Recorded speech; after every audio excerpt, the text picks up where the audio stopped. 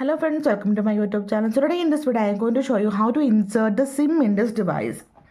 So in this device at the bottom side you can see the SIM tray, right? So let me show you how to insert the SIM in this device. First of all, you will get the SIM ejecting tool with the box. So on the left side this is the SIM tray. This is a SIM tray. So here you can see one hole. To insert the SIM, first of all, we need to eject the SIM tray from this device. For this, put the SIM ejecting tool inside this hole and press it. Yeah, you can see successfully we ejected the SIM tray. Just pull this one.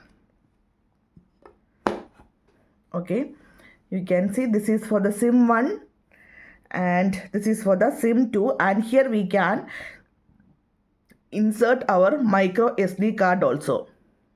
Okay, so here I am going to put the SIM on the SIM 1 tray slot.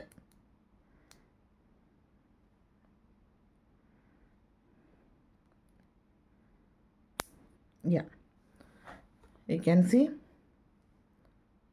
Now I am going to put the SIM tray back like this one.